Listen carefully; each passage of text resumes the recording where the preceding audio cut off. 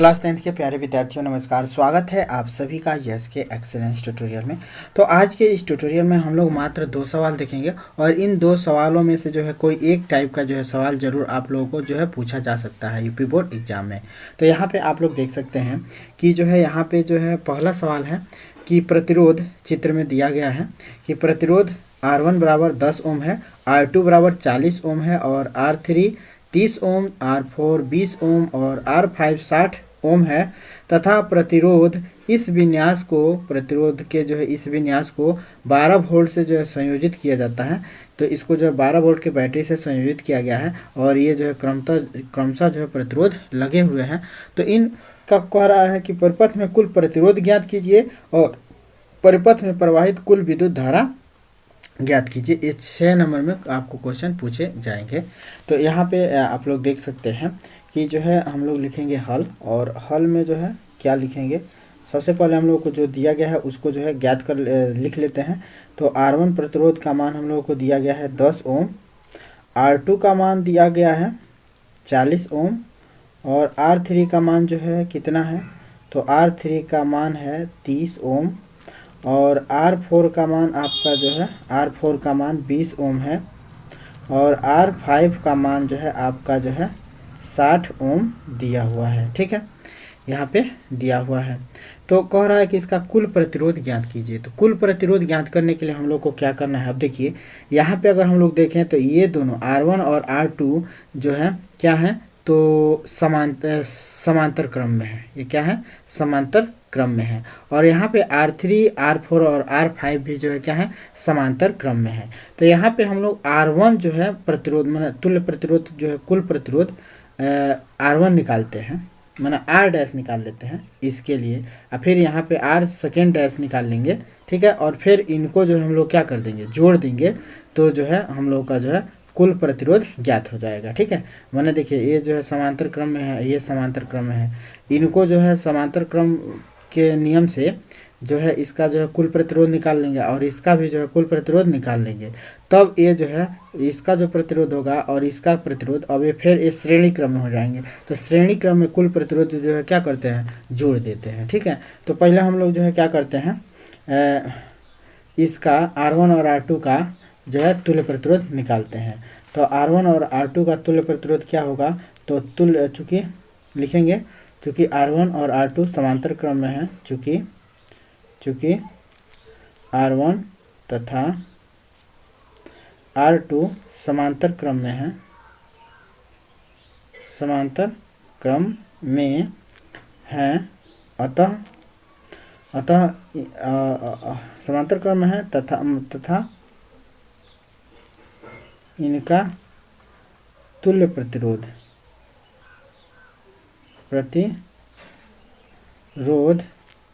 माना क्या है, R डैश है। ठीक है, तो तुल्य प्रतिरोध अगर हम लोग ज्ञात करें इसका, तो R1 अपान तुल्य प्रतिरोध बराबर क्या होता है, समांतर क्रम में है तो तुल्य प्रतिरोध बराबर होता है 1 अपान R डैश बराबर 1 अपान R1 हो जाएगा, अधन में 1 अपान R2 होता है।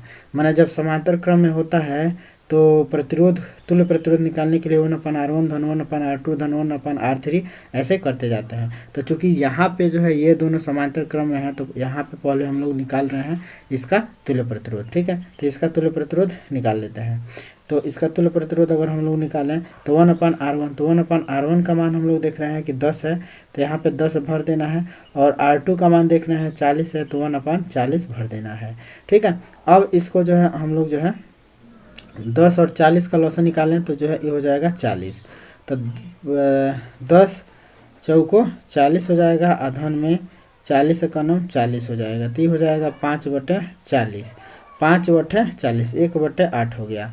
तो ये जो है हम लोग देख रहे हैं क्या कि 1/R डैश बराबर कितना हो रहा है, 1/8, 1/R डैश बराबर हो रहा है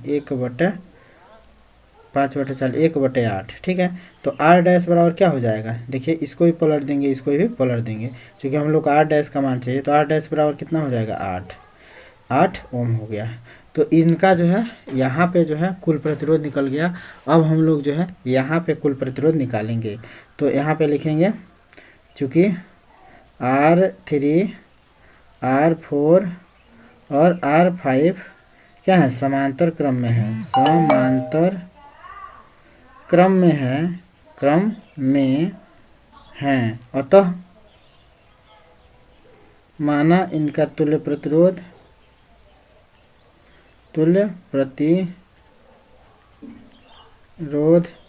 R सेकेंड डैश है, माना डबल डैश है, ठीक है। तो समांतर क्रम के सूत्र से, तो सूत्र से लिख दीजिएगा, ठीक है।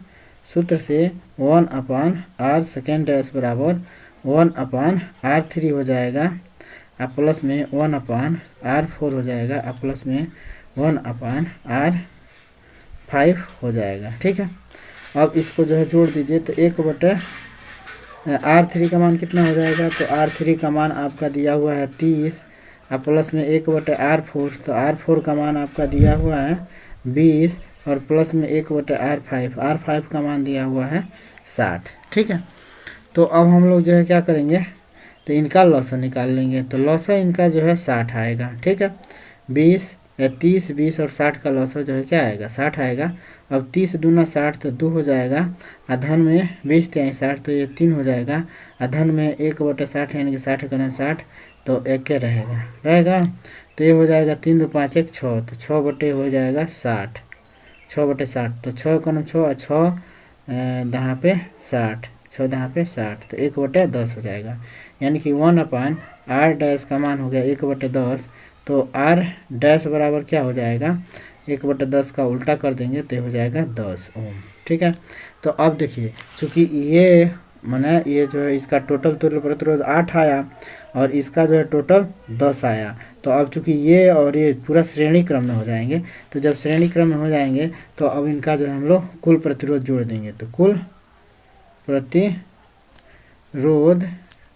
अब चूँकि ये श्रेणी क्रम में हो जाएंगे तो कुल प्रतिरोध जो है क्या कर देंगे, कुल इस प्रकार जो कुल प्रतिरोध हम लोग लिख सकते हैं, R बराबर कुल प्रतिरोध R बराबर R डैश अधन में R सेकेंड डैश, तो R डैश का मान 8 है, अधन में R सेकेंड डैश का मान 10 है, तो ये हो जाएगा 18 ओम। तो कुल प्रतिरोध इसका कितना हो जाएगा, 18 ओम। तो इसका कुल प्रतिरोध हो गया 18 ओम। तो इसमें जो है प्रवाहित धारा हम लोग निकाल सकते हैं, तो धारा बराबर क्या होता है, तो चूँकि V बराबर IR होता है, तो धारा बराबर क्या हो जाएगा, I बराबर V/R, तो I बराबर हम लोग लिख सकते हैं क्या, V बराबर IR होता है, तो I बराबर हम लोग लिख सकते हैं क्या, V/R, V/R लिख सकते हैं। तो V का मान हम लोग देख सकते हैं 12 वोल्ट दिया है, और R का मान जो है 18 हो गया, तो अब 6 से काट दीजिए, 6 दूना 12 36 18, तो ये हो जाएगा 2/3। तो धारा का मान जो है 2/3, अब 2/3 का मान जो है क्या हो जाएगा, तो 2/3 का मान 3 से काट दीजिए, नहीं कटेगा, दशमलव लगा देंगे, 20 हो जाएगा, 3 छके 18 हो जाएगा, फिर जो है 2 बचेगा, तो 3 छके 18 हो जाएगा, फिर 2 बचेगा, तो ऐसे ही चलता रहेगा। तो सब मिला के इसको एक स्थान तक जो है क्या ले लेते हैं, निकटतम ले लेते हैं, तो 6 दशमलव में 6.7 हो जाएगा, 2 स्थान अगर लिया जाए, 5 से बड़ा है तो इसमें 1 जोड़ सकते हैं, तो दशमलव में 6.7 एम्पियर हो जाएगा, तो ये आपका जो है एम्पियर हो जाएगा। तो आपका जो है धारा निकल गया, धारा का मान कि इसमें कितना धारा बहेगा, तो इसमें तो जो है धारा बह रहा है 0.67 एम्पियर, ठीक है। तो यही हम लोग को बताना था, ये हम लोग का जो है क्या हो जाएगा, आंसर हो जाएगा। कुल प्रतिरोध हो गया इतना, और ये जो है आंसर ये हो जाएगा धारा बराबर इतना, ठीक है। तो ये था, और इसके अलावा जो है अब दूसरा सवाल देख लीजिए, जो इस टाइप का सवाल पूछा जा सकता है, ठीक है। अब यहाँ पे देखिए दूसरा सवाल है कि एक विद्युत लैंप जिसका प्रतिरोध 20 ओम है तथा एक जो है 4 ओम प्रतिरोध का चालक जो है 6 वोल्ट की बैटरी से जो है चित्र में दिखाए गए के अनुसार संयोजित है, तो कुल प्रतिरोध ज्ञात कीजिए, प्रवाहित धारा ज्ञात कीजिए और विभवांतर ज्ञात कीजिए। ऐसा सवाल जो है पूछा जा सकता है। तो देखिए यहाँ पे जो है हम लोगों को जो है 2 प्रतिरोध दिया गया है, और देखिए ये दोनों जो है प्रतिरोध क्या है, समांतर क्रम श्रेणी क्रम में है, क्या है, श्रेणी में है। जब इसका एक सिरा और इसका एक सिरा एक दूसरे से जुड़े रहते हैं तो इसको श्रेणी क्रम कहते हैं। तो ये श्रेणी क्रम में जुड़े हुए हैं, ठीक है। तो श्रेणी क्रम में जुड़े हुए हैं, तो श्रेणी क्रम में तुल्य प्रतिरोध निकालने के लिए क्या होता है, कुल प्रतिरोध को जोड़ देते हैं। तो यहाँ पे हम लोग अगर ए को ज्ञात करें तो माना प्रतिरोध R1 और R2 का तुल्य प्रतिरोध R डैश है। माना R1 तथा R2 का तुल्य प्रतिरोध क्या है, तो R डैश है। तो अतः सूत्र से तुल्य प्रतिरोध R डैश बराबर इन टोटल को जो है जोड़ देंगे तो 4 ओम अधन में 20 ओम बराबर क्या हो जाएगा, 24 ओम जो है इसका कुल प्रतिरोध हो गया। अब कुल प्रतिरोध हो गया 24 ओम, तो हम लोग जो है धारा ज्ञात कर सकते हैं। तो धारा बराबर, तो धारा कह रहा है, दूसरा में कह रहा है प्रवाहित धारा ज्ञात कीजिए। तो धारा बराबर क्या होता है, I बराबर V अपान R होता है। तो V अपान कुल प्रतिरोध V अपान R का मतलब जो है भाई V अपान R डैश कर दीजिए, कुल प्रतिरोध R डैश है। तो V का मान कितना है, 6 वोल्ट की बैटरी है तो 6 अब बटे R का मान कितना है 24, तो 6 चौका 24 1/4। तो I बराबर क्या हो जाएगा 1/4। तो 1/4 का मतलब 4 से में भाग दीजिए 0.2 चौको 4 दूना 8 4 पचे 20 0.25।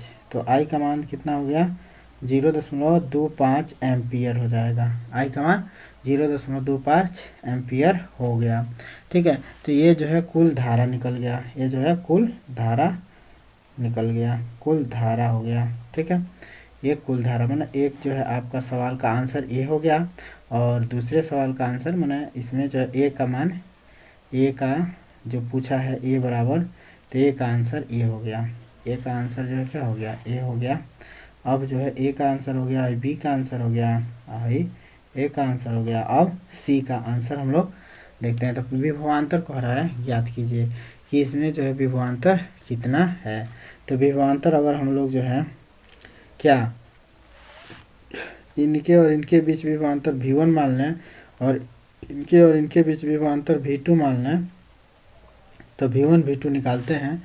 तो V1 बराबर क्या हो जाएगा, तो V1 बराबर हो जाएगा विभवांतर V बराबर IR होता है ना, विभवांतर बराबर क्या होता है V बराबर IR। तो देखिए जब श्रेणी क्रम में है तो धारा जो है क्या होगी, इसमें धारा एक समान बहेगी।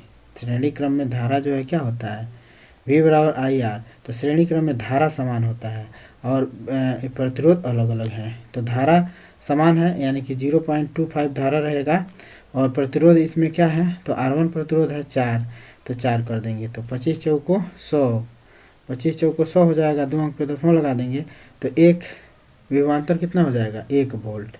इसमें विभवांतर कितना हो जाएगा 1 वोल्ट, ठीक है।